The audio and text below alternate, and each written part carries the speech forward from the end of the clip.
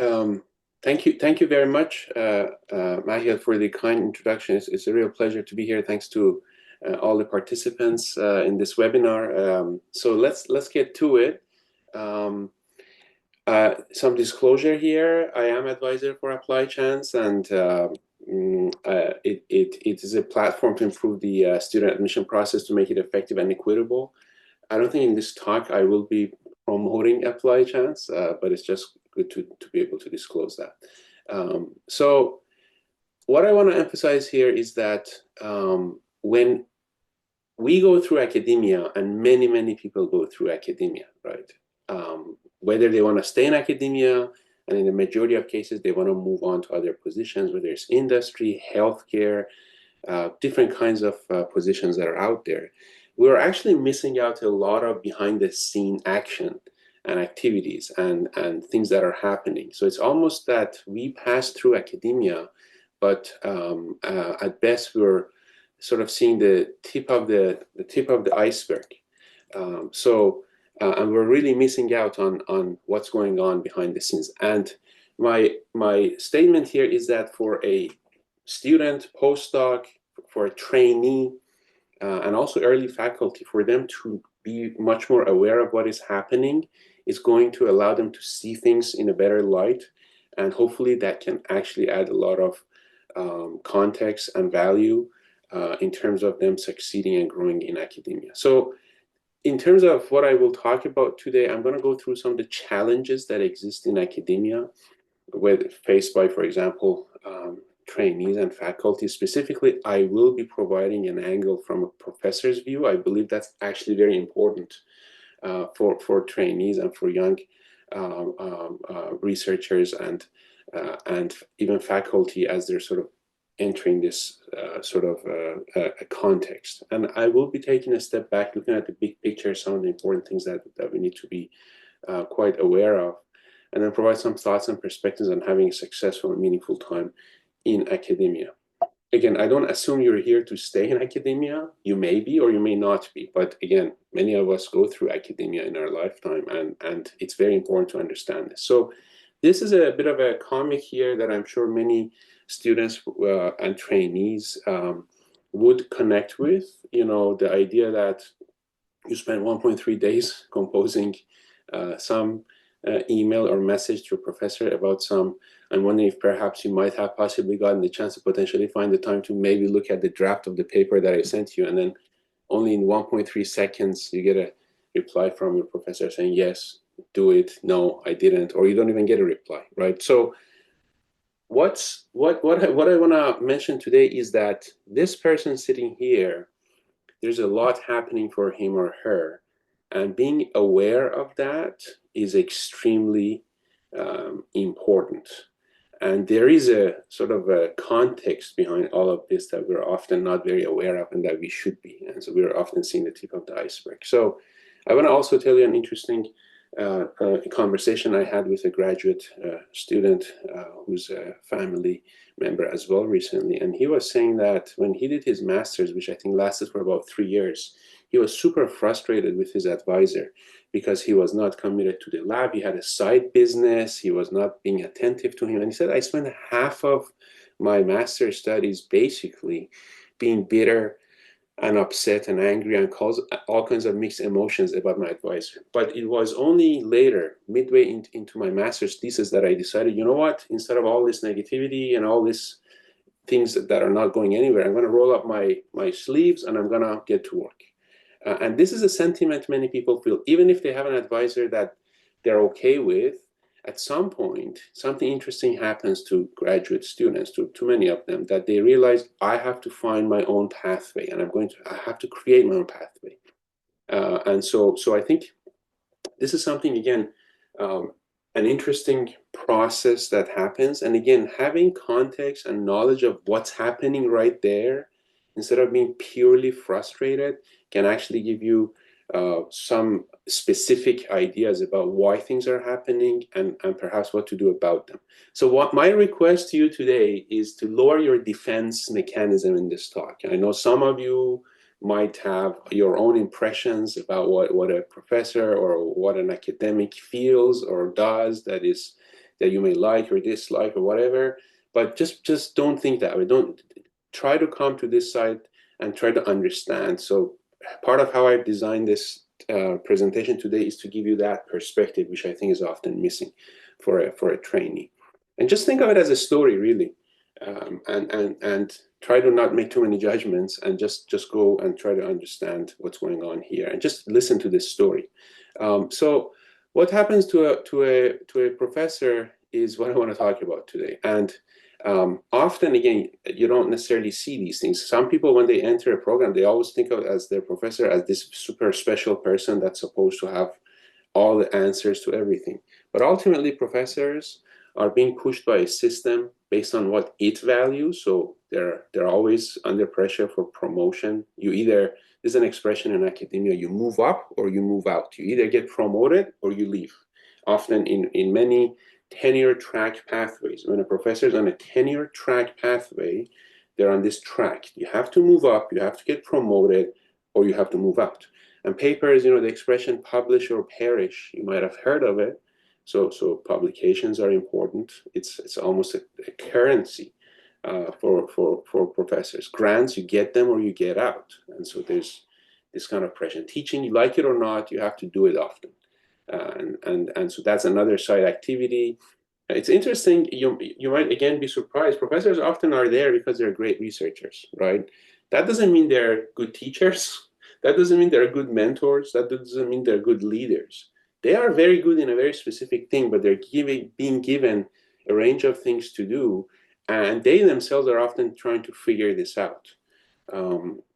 So the manifestations of these issues is that they might be experiencing a lot of stress, pressure, and worries that you may not be aware of. They might be having, and many of them will, having grants that are rejected, and they feel miserable doing it and not securing funding grant after grant, and worried about, am I going to be able to sustain my lab or not? Am I going to be able to keep the lab lively and alive, and to be able to provide funding for everyone? And for teaching too, am I gonna I have to develop, if it's a new course that I'm teaching, I have to develop a lot of new content. If it's New Year's, okay, I'll recycle maybe, and I may not even like to teach this particular course. I'm just saying that these are all kinds of feelings and many things that are happening behind the scene. There's also this thing called a tenure utopia. So when somebody's on tenure track, why are they on this track? Because they want to reach tenure.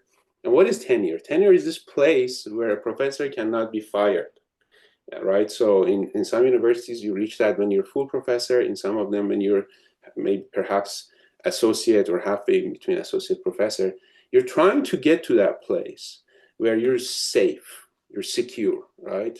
But what's funny and interesting, this is an observation I've had over the years, and as I also mentor younger faculty and professors, I talk about this, that sometimes professors are trying to get to this utopia, this safe place, and in trying to get there, because they're under all these different kinds of pressures, they become these agitated, stressed people that when they get to that safe place, they're a different kind of person.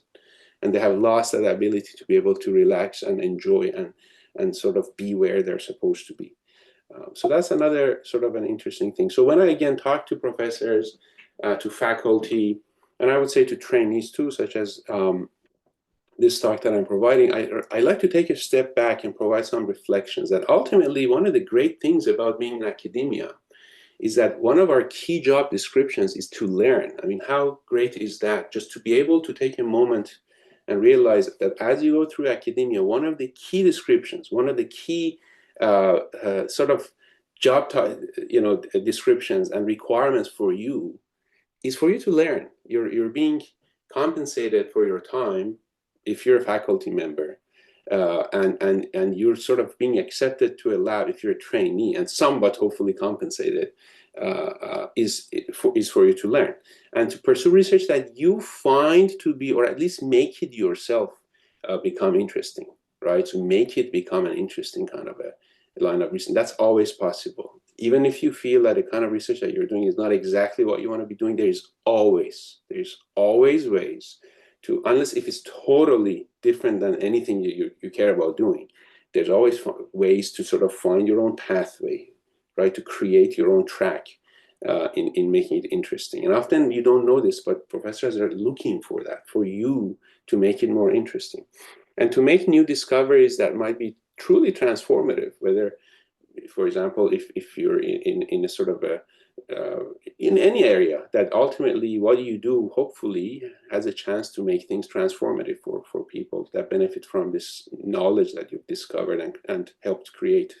And ultimately also for you to pass on your learning and experiences to others. So passing on the torch. Like so sometimes we see this when we have someone in our lab, whether it's a student, a senior student, or a postdoc, or one of the members of the lab, when you see them take what they have learned and pass it on to others and train them and mentor other people, that's a great sign of growth. That this person is not just watching out for himself or herself, but they're trying to also work with other people. That's a great sign of maturity for people. So I'm going to go through a certain number of sort of experiences and suggestions that I have about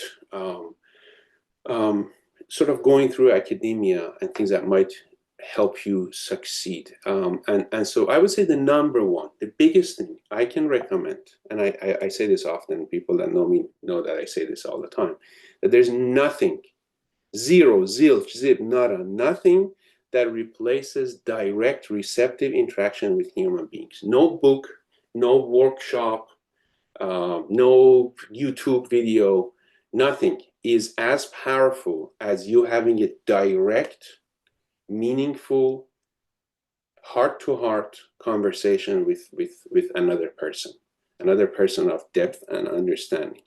And so it's important to be in the presence of strong friends, for example. Sometimes if you're in a company of friends that are not elevating you in being the best, well, you can change. You cannot change your family, but you can change your friends. And you can put yourself in that greater environment. And actively seeking mentors. You would be surprised how many people would say yes to you if you ask them to mentor you. Mentorship doesn't mean that they have to talk to you for a whole year every day. It might mean just a few sessions. You might say, can I please take you out to lunch or to coffee, or can I please have half an hour of your time to mentor me on certain issues and questions and concerns that I have? And you'd be surprised how many people say yes to you. In fact, it's for the person being asked, it's also recognition of their sort of value in your eyes, and that itself is a compliment. And so people talk about mentors versus coaches. I mean, these are just technicalities, but sometimes a mentor is a person who's speaking with you in a sort of a sharing some wisdom, whereas a coach is being more specific, giving you very specific knowledge in a very, very limited short time, whereas a mentor sort of is in a more relaxed sort of environment where you're just having a sort of a conversation. You're not working on a particular topic. But at the end of the day, it's about you identifying mentors that will help you. So I myself, in my life, I've been very fortunate that at any moment in my life, for the past multiple decades, I've always had a mentor. Now, this could be in a personal setting, could be in a professional setting, right? So having a mentor, I can name right now, I have a mentor, and it doesn't matter how old I am. And so it's good to be able to, for you to at least identify and write down, and if you have a piece of paper, you could do that exercise, or at least write it down so you do it later. Write down the name of 2 to 3 people that you admire in your circle of people that you sort of encounter and you see somehow, and approach them and ask them to mentor you, even if it means for a couple of sessions. So, you know, we all suffer, I think, in academia, and I've had my own share of suffering. I want to share a couple of them or 3 of them with you. So when I entered master's studies, I was really lost in the first few months of master's studies because, as you know, in undergraduate studies, I actually had not had too much experience doing research. And when I got admitted to a lab, I was left to myself to figure things out. And it was a very strange situation. I was sometimes walking in the lab and, you know, like the movie Lion King, saying, somebody, anybody, somebody, help me out here. And you know, and at some point, I kind of rolled up my sleeves too, and I realized I'm supposed to be creating my own research. It was a very strange transition, very difficult, but it worked out in the end. So I went, at the end, when I wrote my master's thesis, people were so impressed by it. They actually, somebody commented, I was visiting Stanford once presenting my work, and somebody said, I thought this was a PhD thesis. So I went from a lot of suffering and not knowing what's even going on here, and just walking around in the lab like a zombie, to figuring it out. And so this suffering, sometimes people respond to it differently. But the point is that there are ways to respond to these kind of pains that we go through in academia. So here's another one. When I got offered, after I got my PhD from here, UBC, I got recruited directly by Johns Hopkins University, and I became a faculty member.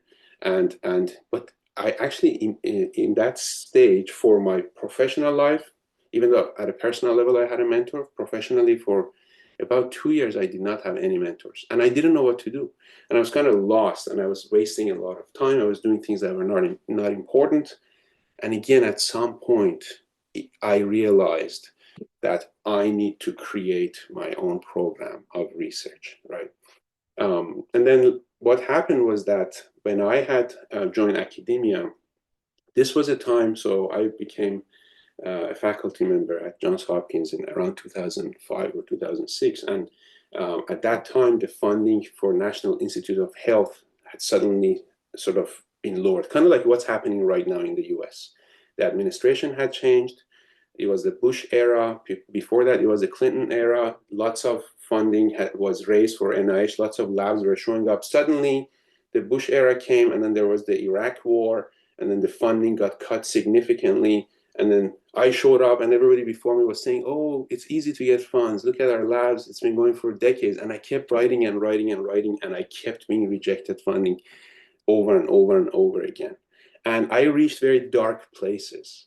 And I can talk about that kind of significantly. Few people have heard me talk about that side, but sometimes you go to very dark places, and from that very dark place, light shows up. And so one of the worst nights of my life became, spiritually speaking, one of the best nights of my life, because things were not working out. I was in that situation where you either get this or you get out, and I didn't get it, and it was in a very, very tough place.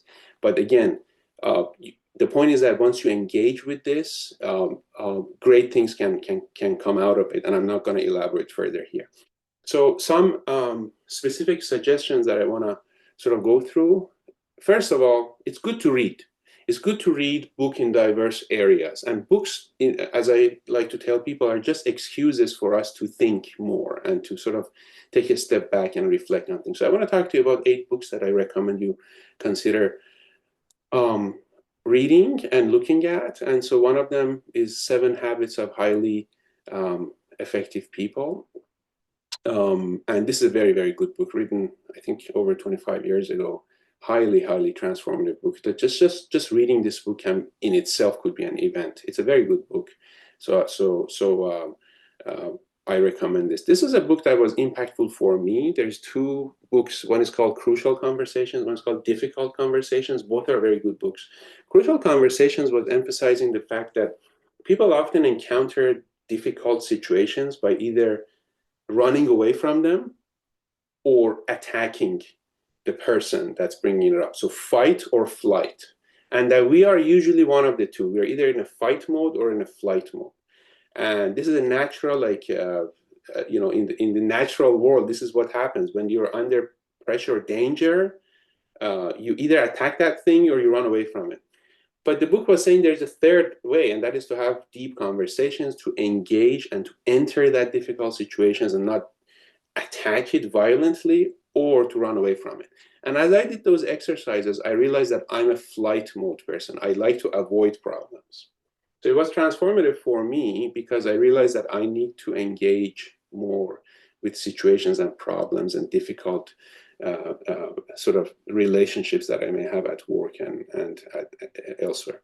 War of Art is also an interesting book, but it's about this mental block that artists and writers have, that they just can't, they stop, they hit the wall, they can't continue to write. And we're all supposed to be artists too. We're all supposed to be able to express our work and express ourselves and for example, write papers and things of the sort. So how do you face that? How do you face that block or mental block, right? You want to hear of the other book, The Art of War. It's a very famous book from a Chinese general, Sun Tzu, and that's also a good book. But War of Art is, to me, even more interesting, about us facing our mental blocks and challenges in writing, for example, as they show up every single day. Give and Take is also another book I recommend you look at. It kind of talks about how in the ladder of success, so it talks about we have three kinds of people. Givers, those who are generous with other people without expecting in return something. Matchers, those who are fair. I give you something, you give me something back. And takers, those who are just there to take advantage of other people. And then it studies the ladder of success. And it actually recognizes and studies and sort of makes us notice that in the ladder of success, at the very, very, very bottom of it are the givers, but also at the very, very, very top of it are the givers. And the book aims to, first of all, show what's the difference between these two styles of giving. Somebody who's constantly sort of, it's a giver that doesn't learn and suffers a lot and doesn't learn at all. Whereas there's another kind of giver that, sure, it might be hurt. Somebody might misuse their generosity, but they learn and they continue to be generous. So it makes a very strong case that having a giving style and being generous actually is valuable. And we know this from experience too. I mean, these are things that have been taught to us. I mean, people might be from different traditions, different religious and spiritual backgrounds, but we know that generosity is a merit, and the book makes a strong case for that. So there's two books here by Cal Newport. One is who's a computer scientist and talks a lot about the ability to do deep work in a very busy and distracted and noisy world, right? So we live in an extremely noisy world, and there are some arguments that there's an article somebody wrote. It said, are professors becoming more stupid? And the idea was that professors are spending more time in noisy stuff, even like maintaining your computer day after day after day and doing like these trivial distraction things. Is it stopping from professors and researchers and thinkers from becoming deep thinkers?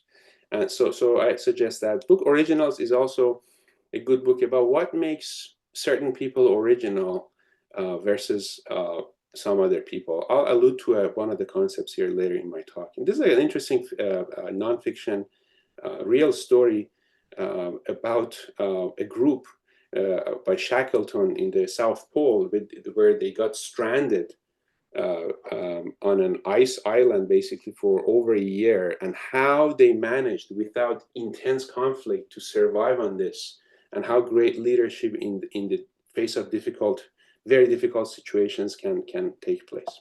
So I would say that, and hopefully in the next session we'll talk about this more, it's very important for you to be on a mission. As you are going through academia, it's important for you to have your own mission statement. And hopefully next time we'll talk about this, next time how to do this. But what is it that you want to create? What is your legacy? And thinking of yourself and what you do as a cause. Sometimes that kind of really helps. And you write it. So I have a personal mission statement, I have a professional mission statement, and I have a lab mission statement, which we developed with our lab members for our lab, which I'll show you in a second. But the idea is you work on it, you refine it, you even share it with some of your friends, and you say, hey, what do you think about this? If you feel like sharing, or it could be very private and you keep it to yourself. Allows you to crystallize your intentionality and to establish priorities, and to be able to say no sometimes to certain things that others or you put on you, because it's not consistent with that mission that you're having. This is just an example of a mission statement we developed after a lot of back and forth with our own lab members. This is simply an example of a mission statement for our lab. There's nothing, the specifics don't matter. The idea is that we've done it, right? So for example, in our lab, and every word here, I have stories around how this has developed, right? So pursue work that is innovative and rigorous with an eye on translation to state-of-the-art patient care, because we are a medical imaging lab, and to impact quality of life, attract active collaborations, including support of world-class physician scientists to define the future of medical imaging and therapy, and provide a training and mentoring environment to help discover the potential within each member of the team to reach their best and to become next generation global experts. So you need to do this for yourself as a person, right? And if you're running a lab, you need to do this for your own lab, and this can be very helpful. And we'll talk about this next time. There's a difference between doing things right versus doing the right things. I want you to actually think about this. Maybe this will be a little bit of homework, and we can talk about it next time. What is the difference between doing things right versus doing the right things? And if you can figure that out, many good things will happen to you. So I'll leave that one open, and then we can talk about it later next time. So one of the things that I want to emphasize is the importance of standing wide to be multi-dimensional. So a couple of decades ago, when I was in graduate school, right, and well, or just, yeah, I mean, so 2005, I got my PhD.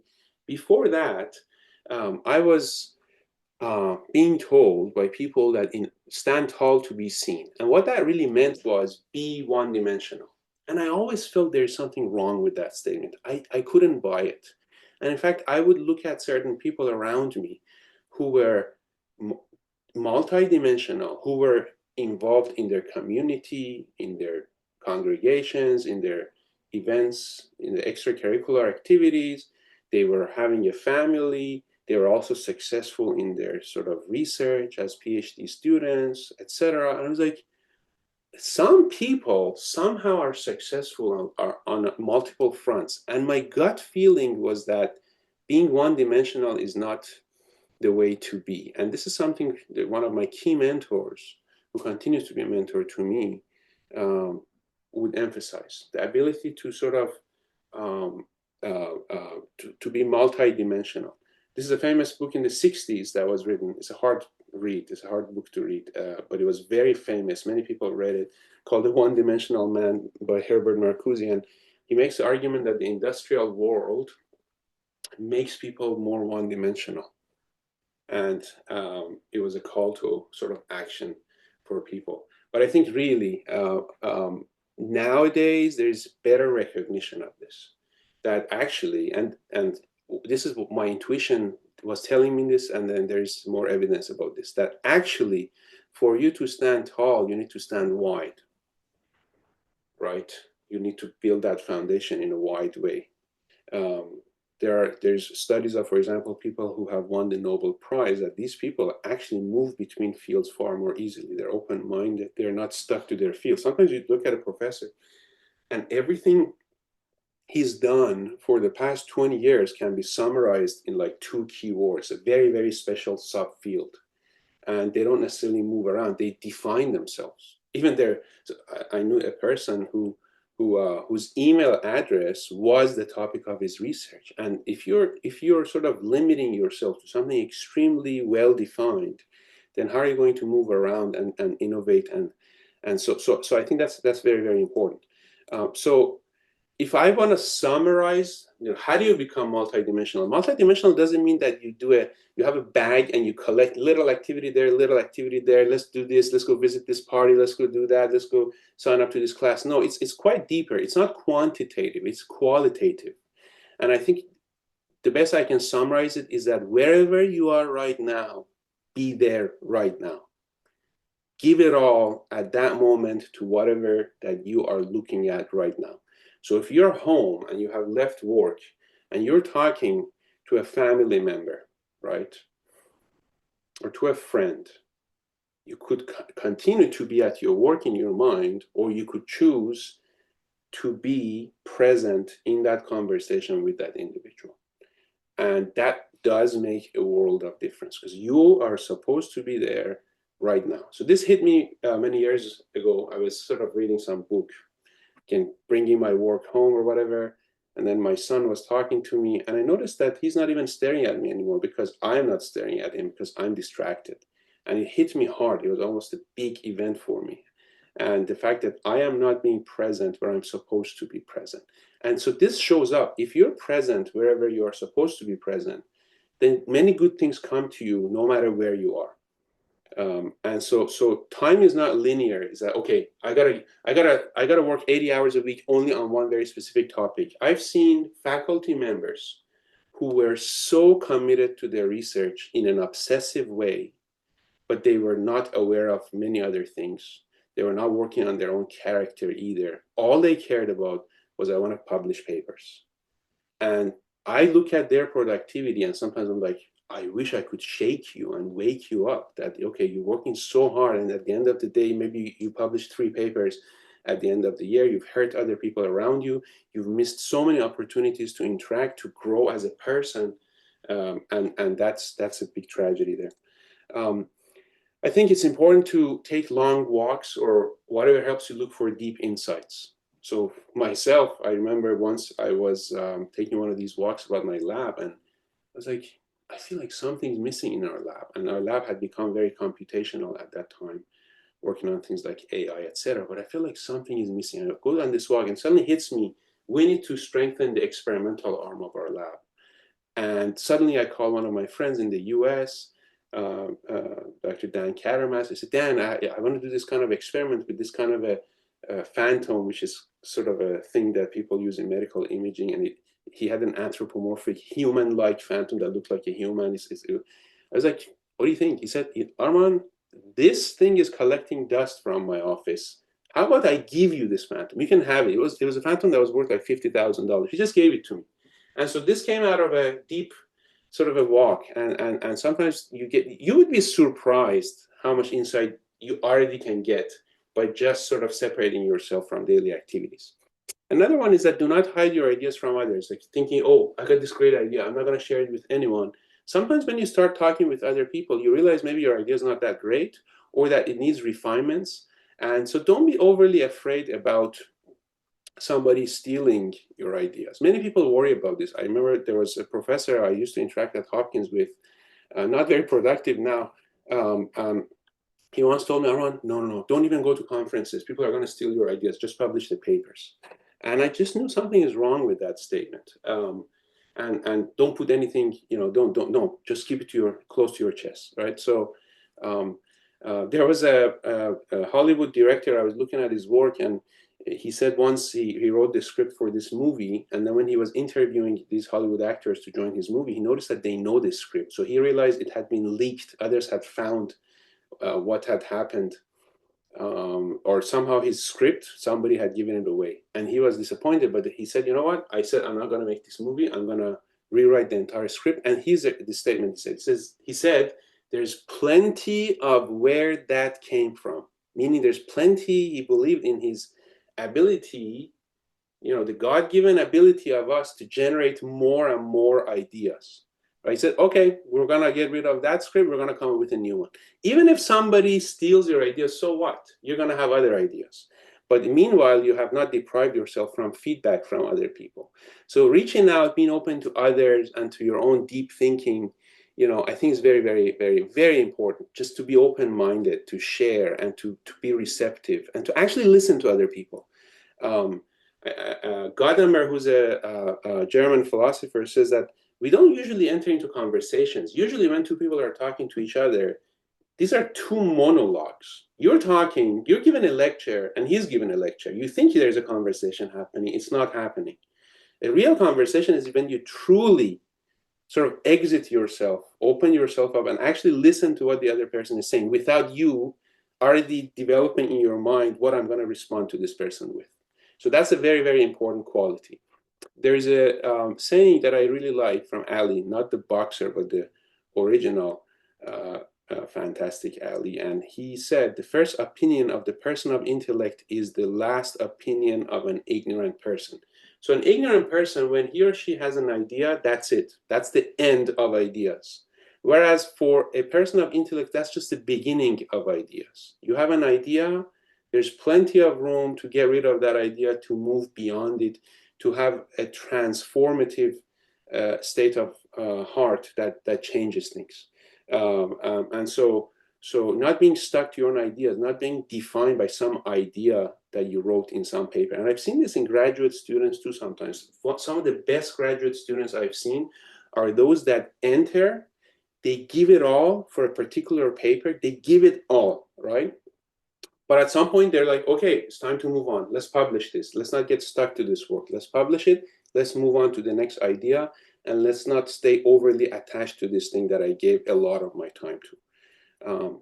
So I think we're in a state of solitude deprivation, where again, we're in a state where we're spending close to zero time alone with our own thoughts and free from input from not just other minds, but other devices, right? So we're bombarded by ideas and opinions and just chatter from other people, but we're not really wired to be constantly wired. You need those moments where you take you spend time with yourself, right? This could be through meditation, this could be through prayer, this could be through walking, taking long walks, or even sitting down with someone you really, really trust and having that conversation back and forth, and having those deep moments. So don't deprive yourself from deep moments. Do you have deep moments in your life once a week?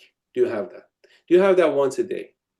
Do you have even 10 minutes of deep moment where you're with yourself alone and you're not being bombarded by stuff from outside? On publications, I would say that the most interesting papers actually occur unexpectedly, right? So again, you may think that in the world of academia, everything is well defined. It's not. People write stuff, write grants, they get the money, but usually what you end up doing once you're funded by a grant, let's say professor has this fund, right, to do something. That doesn't mean things are written in stone. And sometimes some of the best papers show up when the student suddenly adds a new twist to it and does something interesting, or a training. I think you should try to write review papers. I think review papers can be very good, some if they're good review papers.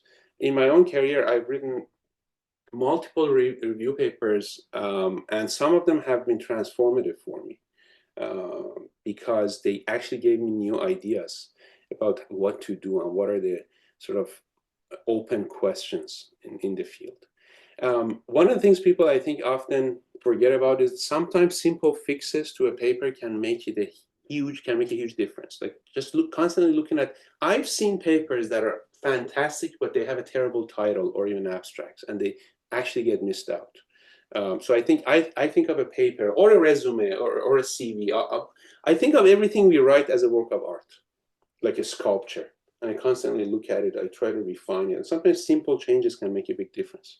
I believe in publishing conference papers and even preprints, and to get your ideas out there, um, and to enter into those conversations. Go to conferences. Conferences are great venues and places for you to get to know other people, to create your own network, to present your work, to learn. It's fun. It's a fantastic activity that during the COVID era we missed out on, and I think many people developed bitter feelings about being in a lab environment because they couldn't go to conferences, and it's one of the most fulfilling things that can happen.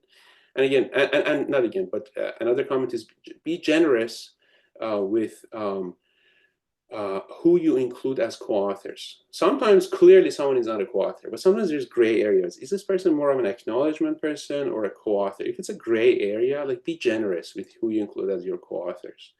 They could also later promote your work. Great things could happen as a result. So if you're uncertain, be more generous. Also, as I look at my own publications and others, sometimes you really don't know which paper of you is going to be the most important work of you. And so the best way to have a good idea is to have lots of ideas.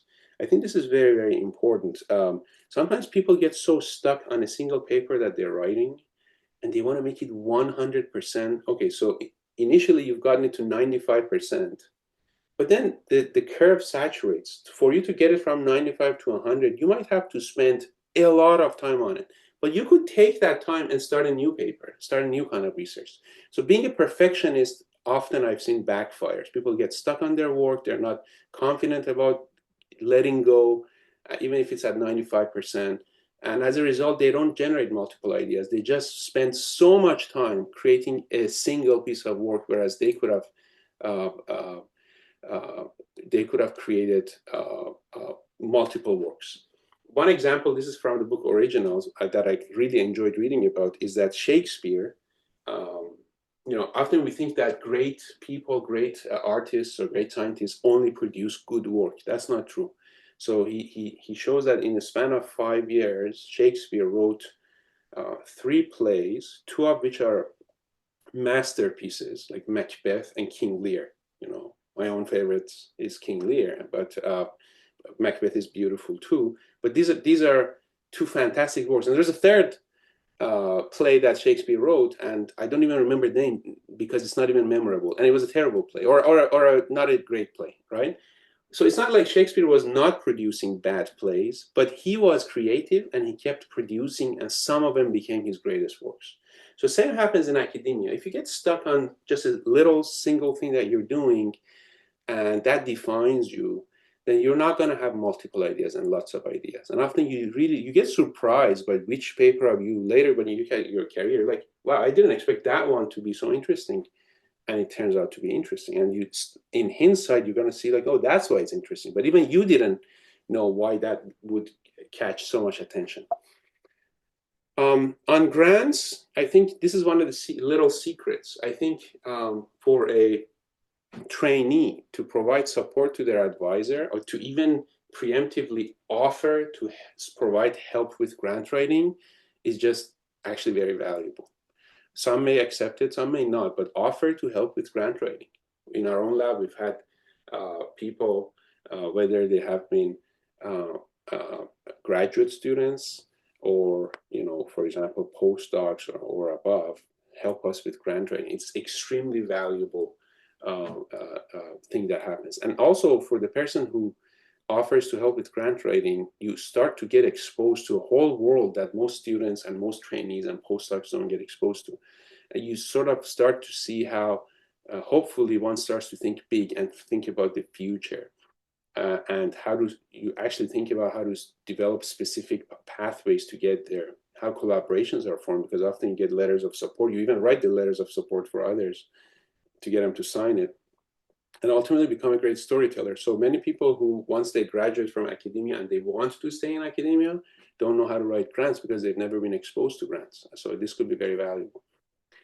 Looking at other people's grants, you know, asking them to give you a sample of their successful grants. By the way, there are also scholarships and awards that sort of are kind of like grants for students too, right? And for trainees and for postdocs and you know, etc. So and so ask others what are the key things that made them successful in grant writing. Interview people, attend workshops about it. You know, so expose yourself to the world of grant writing. I would say that one of the key things is to read and read and read and listen and listen and listen in diverse fields, not just in science, right? But in the humanities, in different things that interest you. Read widely. Winston Churchill said, so there's a famous book called by Gibbons about the rise and fall of the Roman Empire. It's a masterpiece in terms of literature, how he wrote it. It's an absolute masterpiece. And Churchill said, I almost ate up this writing, right? And he was a great orator and speaker himself. He said, you know, I went through this and I read Gibbons and I read this. So, you know, how well read are you? And once you read more, first of all, it might give you more depth, but also it allows you to be a better expressive person, express your own work better. Notice that there is a difference between text, you know, which is reading and writing, and oration, which is speaking and listening. And you have to be aware of that. So when you're writing, you know, logical precision is more important. And often, you know, people from the Eastern sort of world, because often it's a world that's all about oration, sometimes the sentences are very long when people write it. But in writing of papers, shorter sentences, more precise, more logical is kind of valuable. Whereas in speaking, I think it's very important, in fact, to be a great storyteller, to have rhetorical and inspirational abilities to express yourself. So it's really about writing concisely, but speaking in a conversational tones. And of course, sometimes you could also write in a conversational tone when needed, but typically for papers, it's different. So when you're writing, you're imagining an audience, whereas when you're speaking, especially in a live session with people sitting in front of you, because many of you will be presenting your work and are presenting your work, you're interacting with the audience. Not necessarily that they're speaking, but you're looking at them and you get cues from them and you adjust how you say things. So when a speaker is able to go off script and slightly modify how or what they say, given what he or she's feeling about the audience, that's a great sign.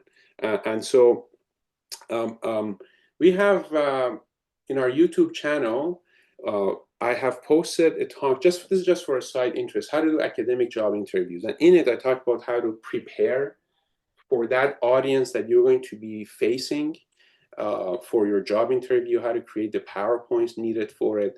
So again, understanding your audience, preparing for it, being aware of what is appropriate, what is not, and just becoming a dynamic speaker. It takes a lot of awareness and practice. So you could look at this. There's a number of other things. So if somebody's trying to get into grad school or postdoc position or a faculty position, I think some of these ideas here might be helpful.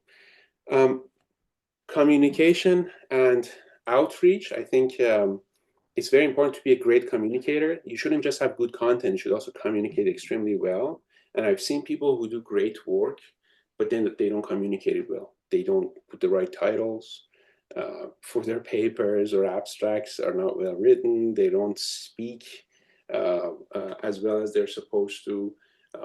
And this immediately limits what you can do. Another hint is get yourself invited. You're visiting some country, some city, you're going home, you're going wherever, get yourself invited to give talks. This is an advice that once my chair at Johns Hopkins gave me. He said, Arman, get yourself invited to give talks. I was like, what does that even mean? And since then, I've gotten myself invited quite a bit. It's not about being shy. You basically say, let's say you're visiting a city and you know some people in that city. You say, hey, can I come visit your site? And do you mind if I also present my own work? That's an invited talk. And great things could happen. It allows you to practice how you express yourself and find new links, people. You could also expand your resume and CV by having more invited talks. So it's also about just being curious and not being overly shy, right? So I am a shy person and I'm an introvert. I know this, and I've abundantly clear to me. But many people don't believe that when they talk to me. They don't believe that I'm shy, but I am very shy. And so what's happened is that over the years, I've realized that, you know, in a professional setting, it's important for me to step outside of my comfort zone. Instead of sitting at the very back of the class and gradually moving to sit at the front of the class, just being curious. As I remember once I was at Hopkins in my years over there, I was walking in the corridor to my office and I was thinking about pushing myself to reach out. And I saw the door open to the division director's office. And just like a crazy madman, I turned to his office and went inside because I saw a bunch of books. And his administrator was sitting there. I asked her, what are all these books? She said, well, he's going to some meetings in the National Institute of Health, and there's some booklets for it. And immediately he walks in, and I say, hey, what are these? And then he said, oh, I'm going to this meeting about this scientific event. Do you want to come with me? I said, yes. And then he took me with him. And there I got exposed to great things. And I found a great colleague over there, and he ended up, we connected, and we are, to this day, we're great friends. And he gave me one of my first funds. I think it was like $30,000 of a subcontract for me to do something for one of his grants. So something came out because I pushed myself there to be a little bit more curious.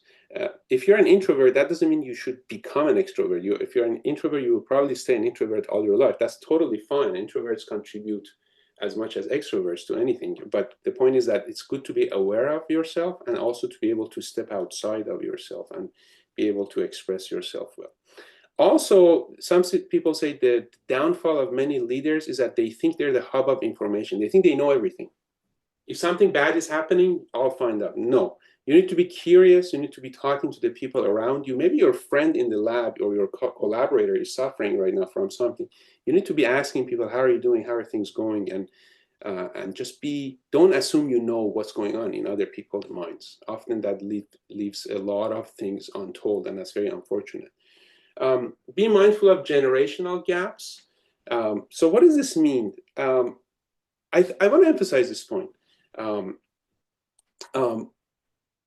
Professors, when they were trainees themselves years ago, they actually interacted with their professors differently than perhaps the new generation interacts with their professors. So there's a generational gap. I was sitting down with a PhD student some while ago, and he was a bit complaining about his professor. He was trying to seek my advice, and he was saying something that kind of surprised me and shocked me. He said, "My professor thinks that I owe my professor."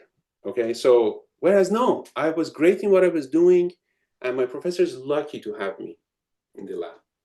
And it kind of hit me because that's not how the previous generation thought. Even if we were highly qualified for a position, we always were taught and felt that we have to be grateful for the opportunities we're given, right?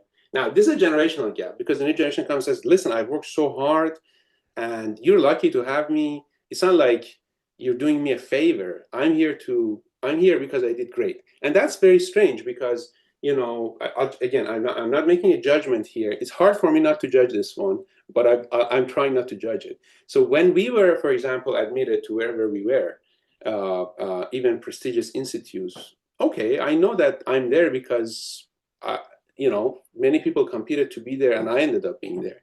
Having said that, that doesn't mean that I couldn't be grateful to the people who have hired me, because if they didn't, then I wouldn't be there.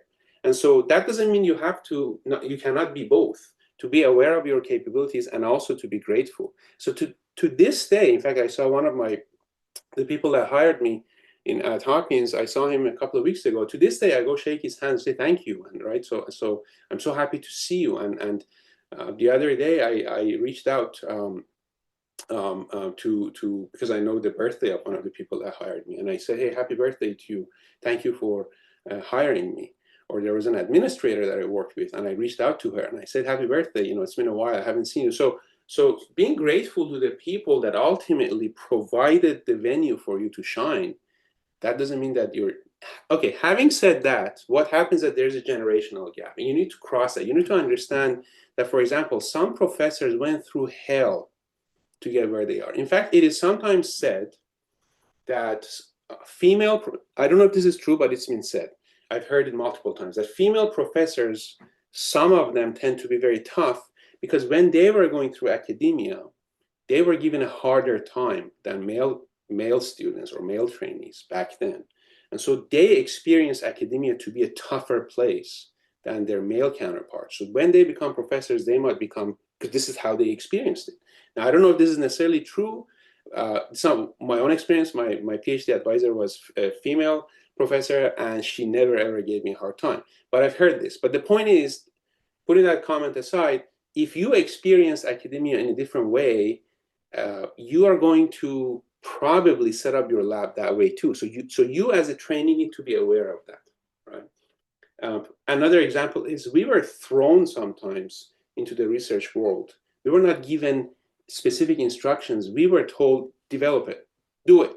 And sometimes, you know, we would go ask for help. And now students are like, no, give me more specific instructions. So there's a generational gap, and you need to talk about it to be able to cross that. So that doesn't mean that the way we were taught was the better way, but that's how we were taught. And so you need to be aware of that. There is an interesting book called The Vanishing American Adult. It's an interesting perspective by an very interesting person. Talks about how ultimately one of the great things for people to become mature, and because there's the amount of maturity in people is decreasing, is to be aware of these generational gaps and to actually expose yourself to talk to people of different generations and to understand what they're saying also.